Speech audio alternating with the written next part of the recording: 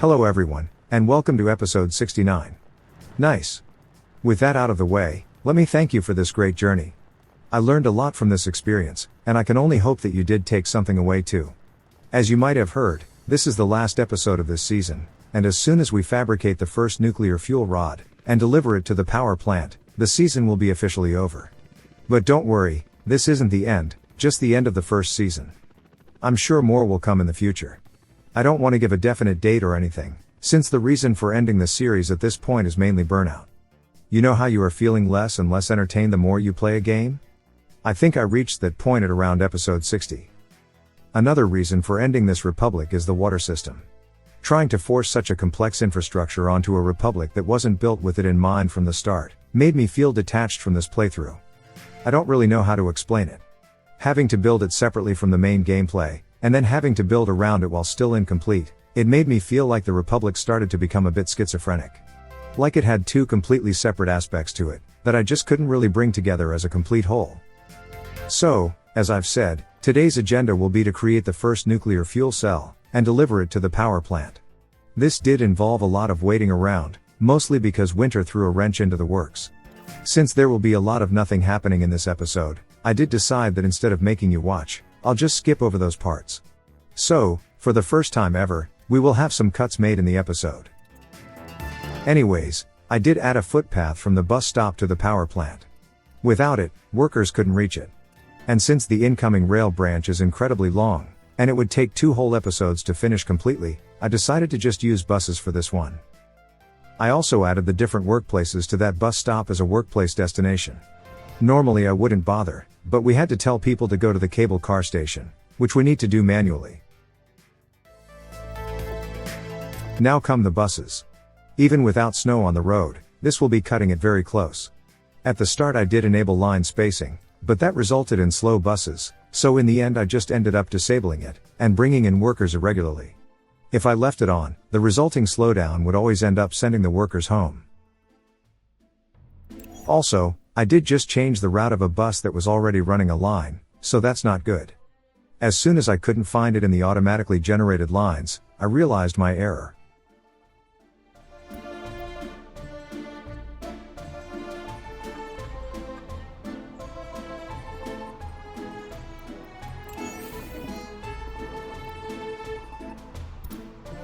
I knew that this road was only really used by a couple bus lines, so it didn't take long to hunt down that bus I accidentally changed.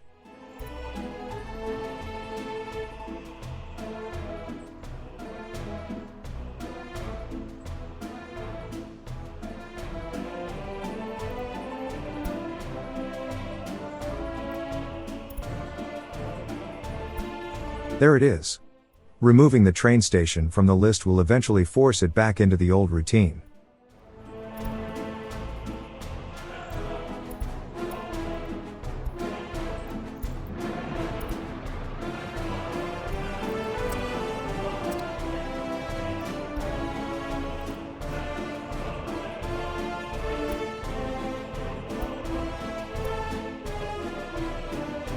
Now, let's do it correctly.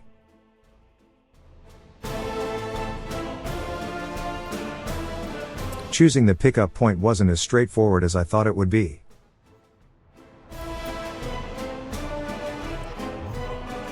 Ultimately, instead of using the train station, I decided to use the middle outer bus stop that had a lot of people nearby, so it should be able to supply the necessary amount of workers.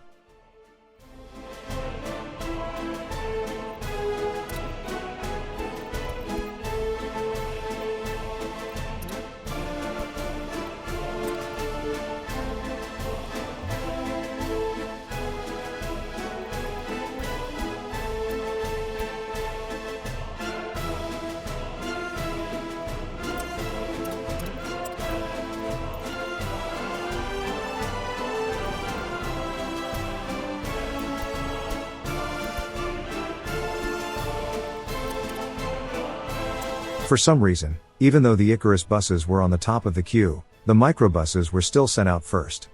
Oh well, I meant to add those too eventually. But for now, I just send the 4 remaining ones to the old Border Road depot, and added them to the new line as they were leaving.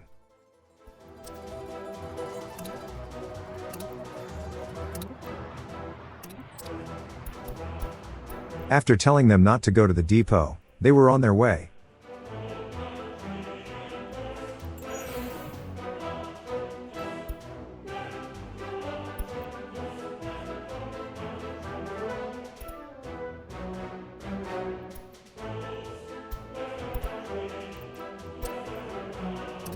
I knew that 7 Icarus buses wouldn't be able to deal with the necessary throughput, so I just added these microbuses to the line too.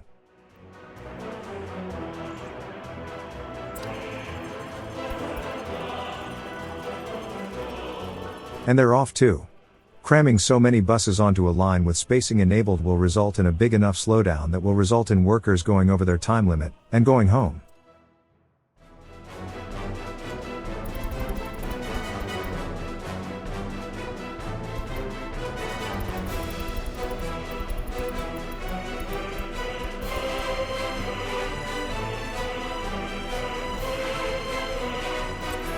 As suspected, we cannot use the distribution office to move containers, so I'll just add a dedicated line, which will first pick up the fuel cells at the fabricator, and drop it off at the power plant.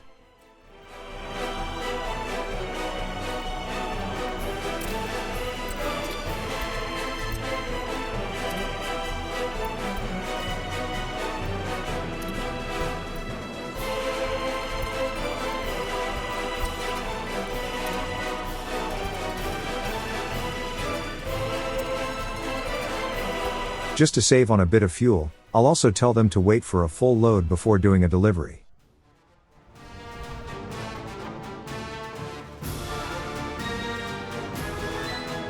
That did free up 2 slots in the distribution office, so I'll just add these extra covered hull trucks to it, so we can deliver more chemicals.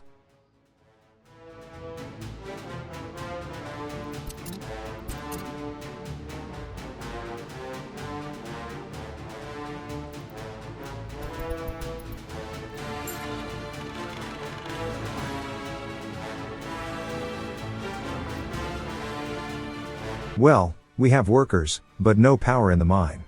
The only power source was coming from the NPP, so we need another one that uses the national grid.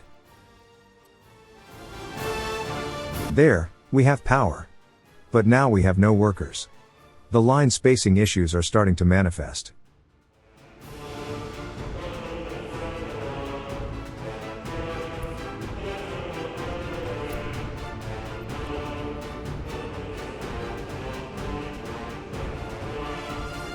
The buses are arriving with nobody on board. Since we already had people arrive there, I thought it was because of the lack of people in the bus stop.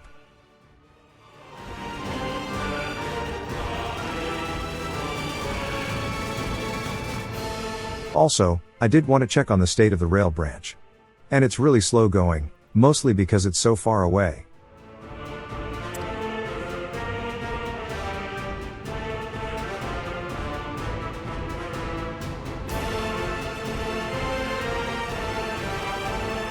There, we have some people on this bus.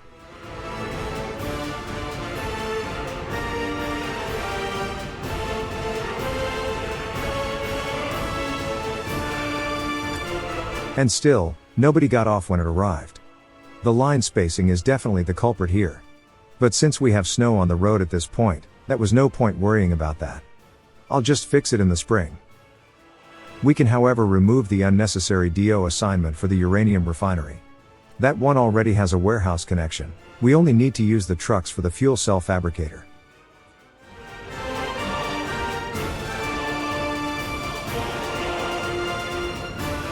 And it seems this is as far as passengers can get with the Snowdon roads. As usual, they are only able to use buses for 4 hours, and then they give up and go home.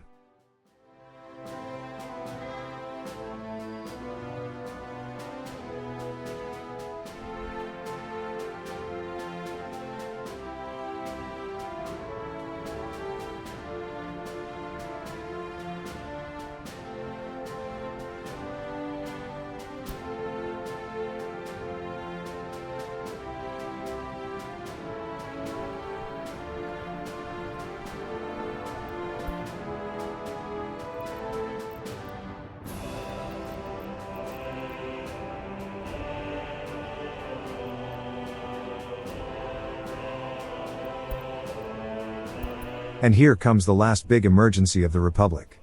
Somehow we ran out of oil in the gas power plant. Very bad timing.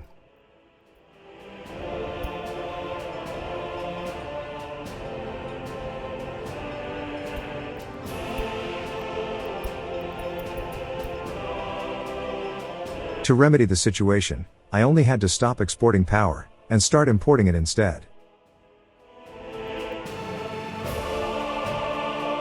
That did fix the heating and other buildings, but not the trains. Those are supplied straight from the power plants, and at this point, only the coal-fueled one was working on that. Just to be sure, I did check on the heating, and thankfully, it was just fine.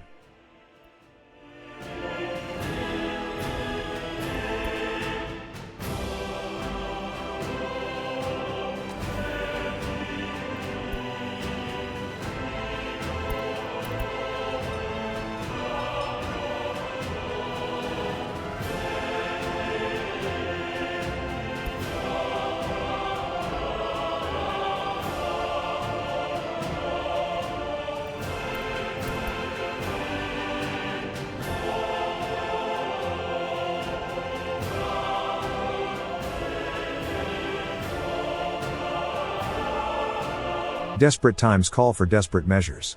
To get over this bump on the road to the finish line, I did have to quick build a couple things. Normally, I would simply reload the game at this point, and start the episode over, making sure to avoid the issue in the first place, but you know what, let's suffer through it this time. So, as I've said, we needed to quick build this small thing. Just a power supply, and a little bit of rails. It's only temporary anyways, we only need it to tide us over until the oil supply is resumed. I'm not happy that we were forced into this situation in the very last episode, but I guess it's kind of good in a way too. At least I can show you that my designs were always flawed. I think in the entire series, I had to restart an episode maybe 2 or 3 times. Those times, I just made sure to avoid the issue, but this time, I thought I might as well show you that things can go wrong even if things are just fine for years. I think I did discover the issue later on. Basically, we had 3 storage tanks dedicated to oil in the Republic that are connected to this situation. 2 at the 2 extraction sites, and 1 at the refinery. We had quite a bit of buffer with those, and I think we managed to reach a point where we were just barely making less oil than we were using. That very slowly depleted the oil reserves over the years.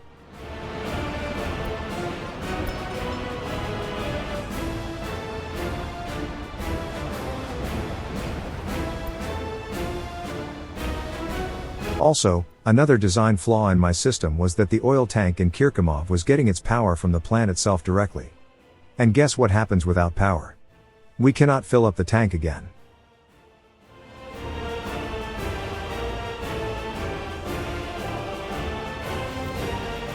So, to fix that, we needed to quick build another stopgap measure in the form of a secondary substation. I just hooked it up to the border connection, and that enabled us to resume the oil deliveries.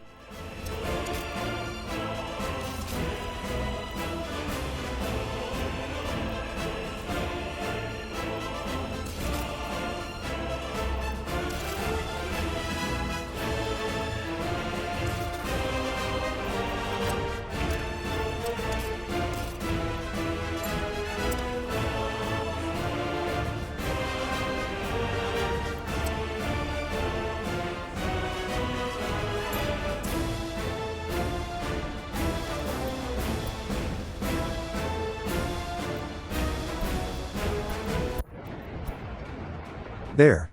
Now that we can actually use the place, we should be able to restart the power plant.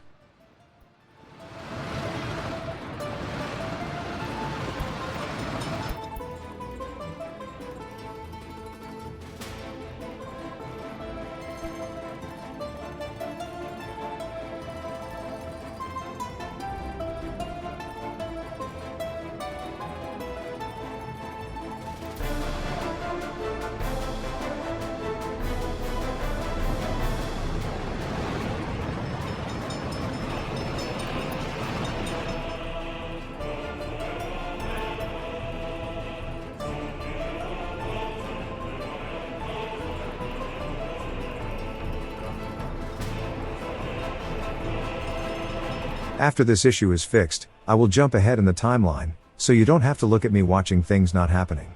The uranium processing is halted because of the snowy roads, and the rail construction is just being its usual slow self.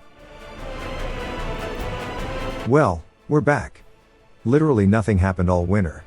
The most exciting thing since the oil refinery kerfuffle was a stuck snowplow, but that was an AI pathfinding error. Anyways. At this point I wanted to see if I could use both rail construction offices to build this branch. To test it, I needed to add another crossing closer to the end.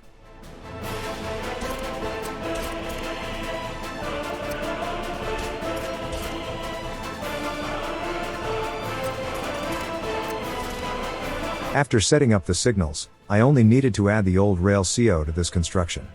And as it turns out, only one office can be assigned to a single track segment. We cannot use two offices for that. So, since the new one is closer, I just reassign that one. In a feeble attempt to speed things up, I still decided to add the older track layers to the new office, but I knew it was a symbolic gesture at best. I think the track layers need to go all the way back to the office before another one can be assigned to the same track segment, so having more than two in that office didn't help speed up this particular branch. They might be able to reach the tracks going to the NATO border however, so that is a bit of a help, even if irrelevant at this point. Anyways, with the snow melted, I thought workers might be able to reach the power plant.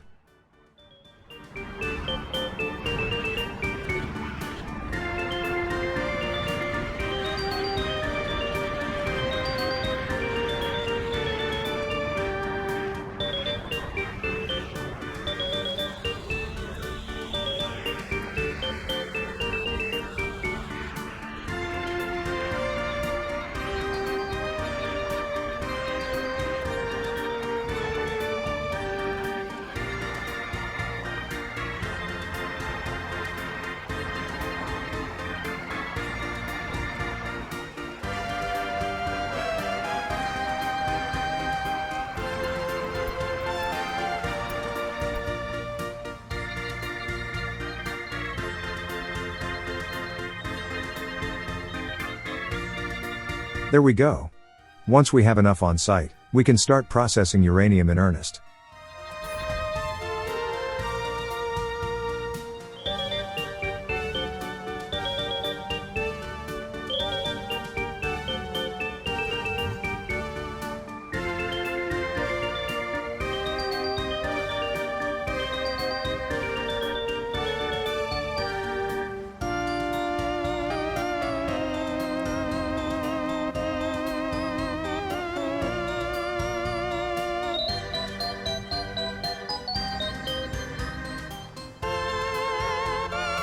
Okay, we have raw uranium ore in the processing facility.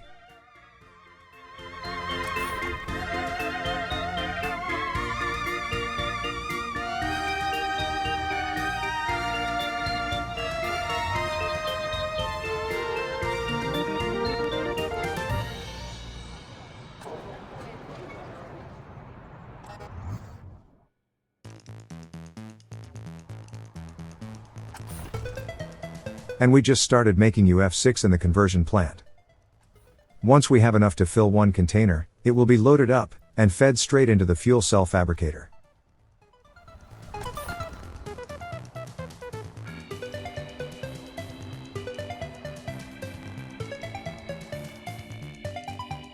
Without having access to trains, the amount of workers is incredibly small. It will take a while to get the first cell.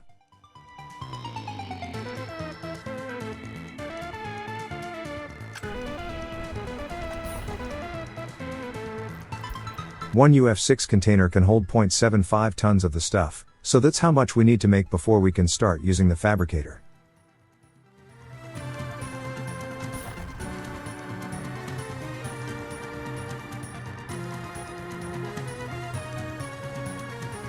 Seeing buses arrive without workers was a bit annoying at this point. We just need to keep in mind that I was quickly retrofitting for the situation. Under normal circumstances, these Icarus buses were meant to move workers around in the capital, which would have increased the numbers in the train station. And using trains would have been perfectly adequate to keep this place running, even during winter.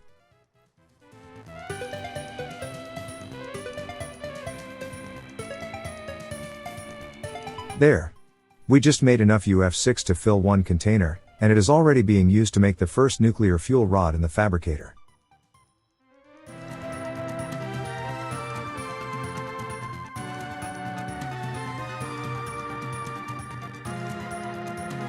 Not gonna lie. I kind of wish we needed to make these containers ourselves, instead of them magically appear once we have enough UF6, or ready to use fuel cells. Having to add a separate container storage facility, full of empty ones would be kind of neat.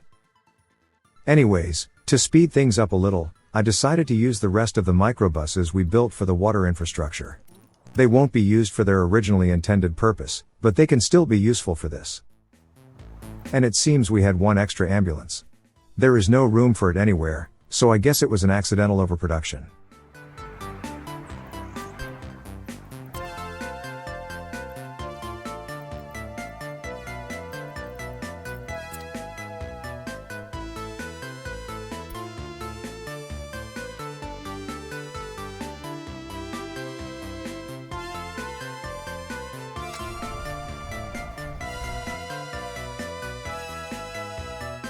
If this wasn't the last episode, I would have just waited for the rail tracks to be finished, and not bothered with the buses. But since it is, I really wanted to get this last big project through the finish line.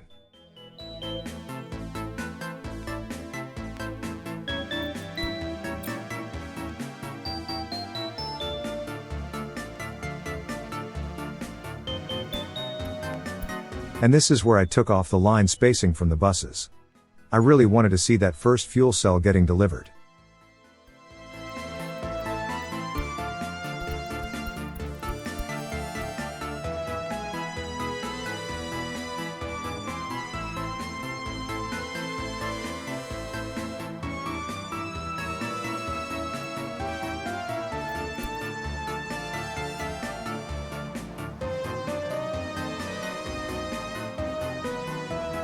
It will take a little more time for the buses to catch up to the new state of things. There. Just barely, but these workers did arrive on time. We should start seeing more reliable arrivals from now on. They won't be as regular, but at least they will arrive.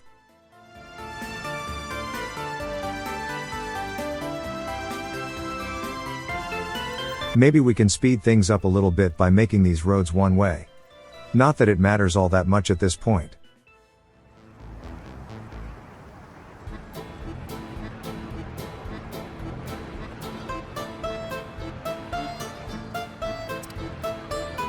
Since these buses were running on a new line, I wanted to make sure they were capable of reaching the power plant too. I think their route was slightly longer than the other one.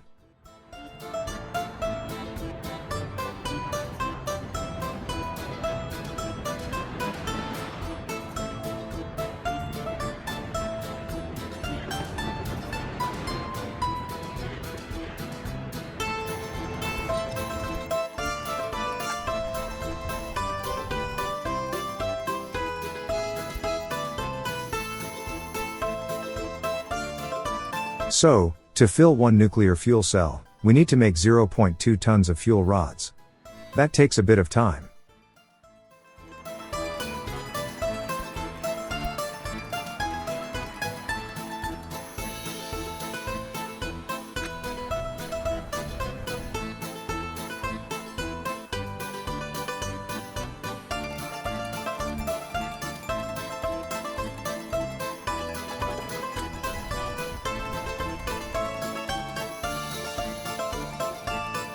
You know what? Let's change the bus stop, so the fabricator gets filled up first. Once we have the first cell, we can change it back.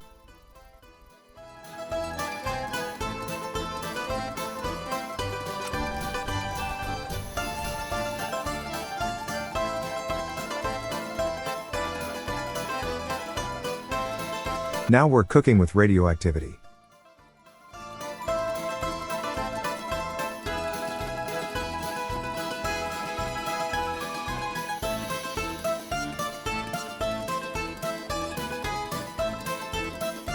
And at long last, we have the first fuel cell ready to go. I quickly changed the bus stop to prioritize the power plant, and then I will tell the truck to deliver it.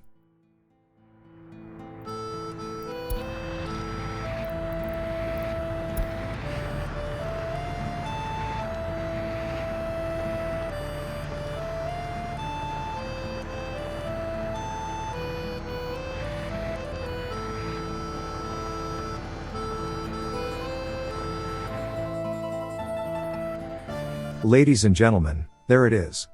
The fully operational nuclear power plant of our glorious republic. It's generating very little at this point. I suspect it's because the connection to the main grid is only done around Mutagrad, so it cannot really take the load off the other two with these distances. Anyways, I know it's not really a spectacular ending, so to make up for it, I did prepare a little montage that chronicles the state of the Republic every 5 episodes. Let's start with episode 2 or 3. I cannot really tell, I was very sloppy with my saves at the start of the series. So, this is where it all started. The original border outpost. Look at all the old vehicles we used back then. All the construction buildings, the parking lots, the small heating plant, and the first fire station. And holy cow, the game runs so smooth compared to the last episode.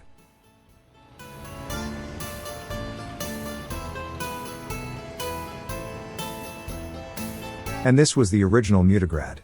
Just the bare essentials, so our citizens wouldn't leave right away, and just 4 low-quality housing blocks.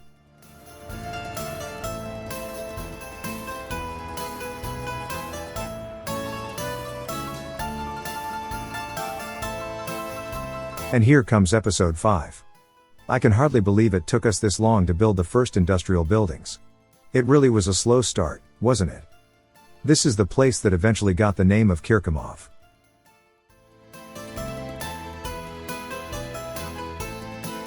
And this is how the town looked 5 episodes into the series. We had some outdoor sports facilities, and a little bit of decoration too. Ah, the good old days, when everyone knew everyone in the entire Republic. The roads were already upgraded to gravel by then, so getting around was a bit easier.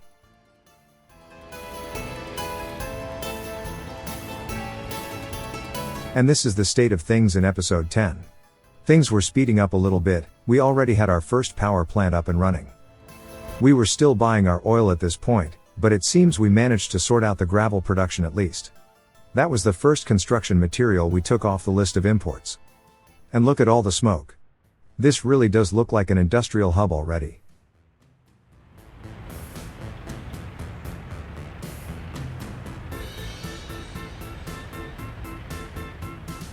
I remember designing this little V-shaped housing complex back then. I still like the idea of building blocks so close together that they appear as one single building, but in hindsight, I should have left more space in the middle. On to episode 15, where things are starting to pick up steam. This is the site that eventually became Lukovo, our first construction yard. We were moving farther away from the original border outpost, and to help us build things deeper into the mainland, we needed to build one of these hubs. And we were already busy building our rail network at this point. We were still using these rickety old track layers, since we couldn't afford the ones we used later on. They still managed to do an admirable job. Our rail CO was still situated in the border outpost, but later on we did move it beyond the junction these two are building right now. And this was the first bridge in the Republic. It was definitely the pride and joy of our citizens at the time. It was a rail bridge, connecting the border customs house, the original rail CO, and the rail depot to the rail network. As you can see, it was going over the road heading into town, which was fully paved over with asphalt by then. And here comes episode 20. We had our second bridge by this point, and it was a road bridge going over the railroad, instead of the other way around. And we also managed to build the second heating plant for Old Mutagrad, since the original small one at the border outpost was starting to become inadequate. Speaking of Old Mutagrad, this is what it looked like back then. We had a big housing expansion since the last time we saw it, and we also managed to add the iconic Ferris wheel to it. The small radio station was also present at that point, as well as the town warehouse, where trains came to drop off consumer goods, so our local DO could take it to the shops.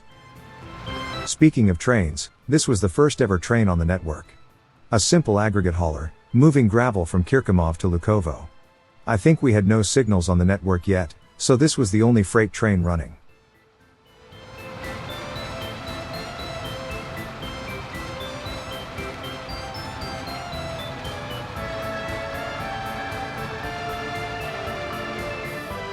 Here comes episode 25.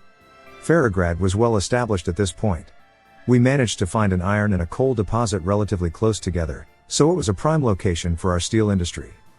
It was still struggling to get enough workers. We were still using buses to move them in from Mutograd, but eventually it became so efficient that we ended up not needing a second steel mill the entire series. As for trains, we had a fully functional network by then. This was our clothing train, coming back from the border for another pickup. We didn't have rail distribution offices yet, so we used dedicated lines for everything. This guy picked up some clothes in Kirkimov, dropped off as much as it could in Mutograd, and then sold the rest at the border. Very efficient way to make money. As for Lukovo, it was a very efficient construction hub at this point. It had 4 offices full of machinery, a well-stocked storage yard, and an efficient concrete and asphalt making industry. I'm not sure if we had the oil refinery at this point, so we may have been still importing the bitumen back then. By episode 30, we already had our second farming area, called Brooklyningrad. Unlike the first one near the steel mill, this one was making both bread and meat at the same time. This was our source of sustenance for quite a while, and it turned out to be very good at it. It did change a little bit over the years, but not by much. It only really needed a second train station for the meat, but that's about it.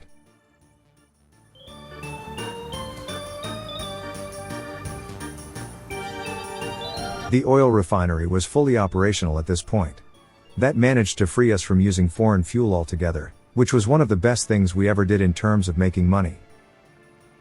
I think we were still struggling a little bit with the steel production, but not having to pay for fuel was a big help in keeping us out of debt.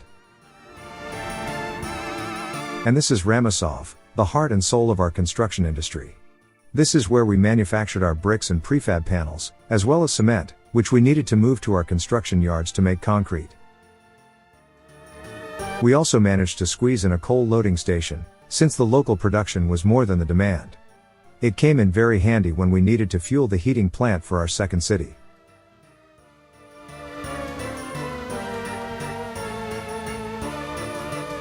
Speaking of, by episode 35, Mikhailovia was already up and running.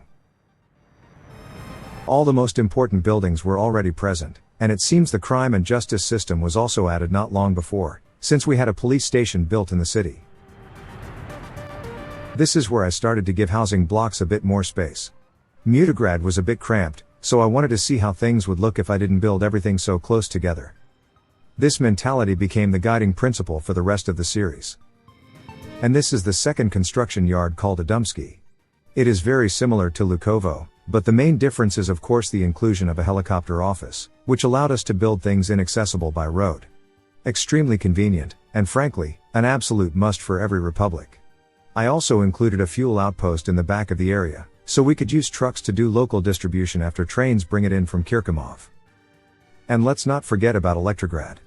It was still just a simple electronics factory at this point, but it soon became the manufacturing center for engineering products. And this is Utograd. The entire republic received its processed lumber from this place.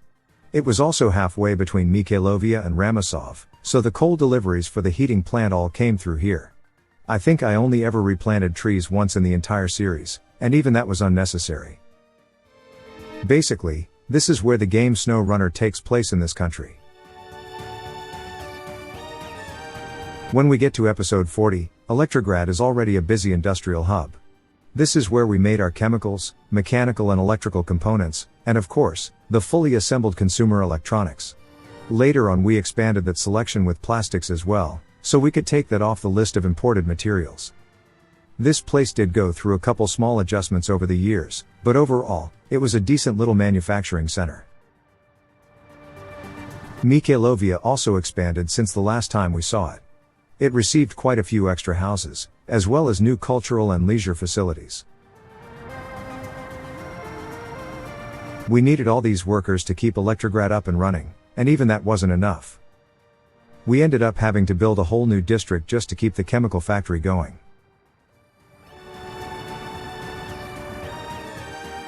And this was our second oil extracting area called Buffaloevsk.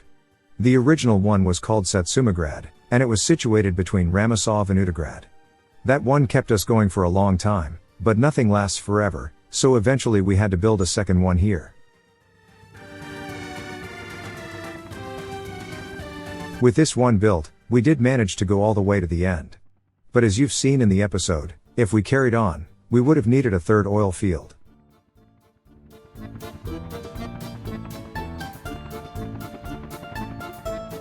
Alexandergrad was already half built by the time we reach episode 45. This was meant to be our second steel production area, but we ended up fine-tuning Ferrograd so much, this one ended up being a backup that we never got around to using. I am kind of bummed out about it. I have a feeling it would have performed above expectations.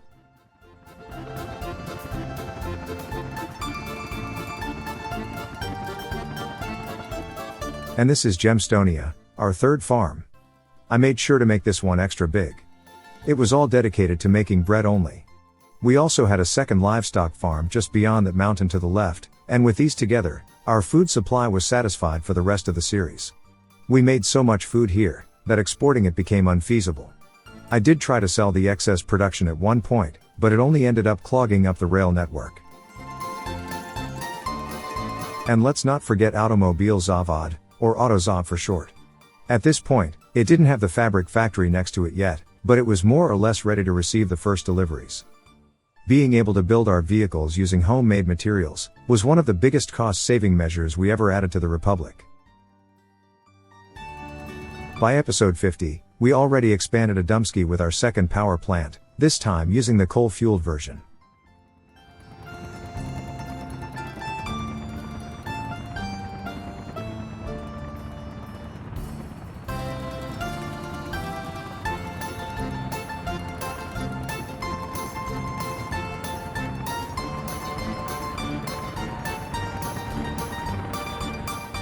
And one of my favorite additions to the Republic, the rail distribution yard. It was basically just 4 distribution offices made to look like one big marshalling yard. If a warehouse was running low on anything, a train was assembled, and then sent out onto the network to pick up the required goods, and then delivered to its destination. This was still the early days of its operation. Some of the wagons are still not colored correctly. And this was the expanded Mikhailovia. We had to build a whole new housing district on the other side of the train tracks just to keep the chemical factory operating at peak efficiency. At the time, this was my favorite part of the country. I made sure to space the houses out even more than I did before, and that left quite a bit of room for decoration, which I took full advantage of. Hello everyone, and welcome to episode 55. This here is Bobinski. Judging by the vehicles present, I'd say we are just about to start using it. Anyways, this was our third and final construction yard in this series. It followed the design principles we set down with Lukovo, but this time I made sure to use big helipads for the resource pickups. That ended up speeding things up considerably when it was time to build our third and final city. Speaking of, this was the site where it was built. I was hoping to turn it into a big sprawling city. Despite having to cut it short, it still ended up being the biggest settlement of the 3. Definitely my favorite creations in the game to date. In the end I wasn't happy with the way the internal commuter lines worked, but hey, we live and learn, right? It was imperfect, but what isn't?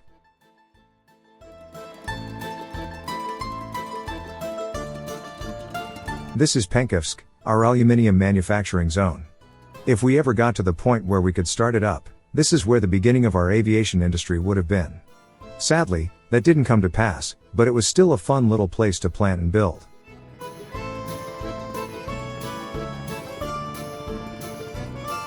By episode 60, New Mutograd was well underway. The road network was pretty much done, the central shopping center was completed, and the city park already had its trees planted. As far as I can tell, all the foundations are done as well, and seeing all those tower cranes, it was just waiting for workers to show up.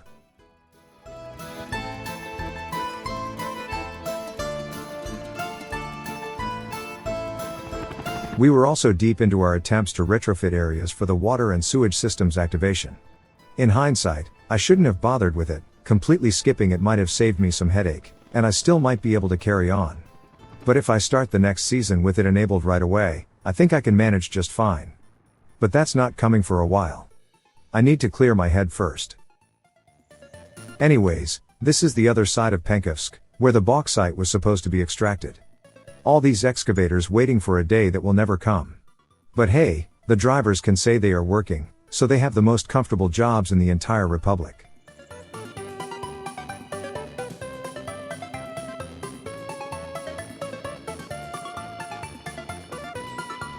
When we reach episode 65, the new capital is already up and running, and I think even the rail ring around it was close to completion.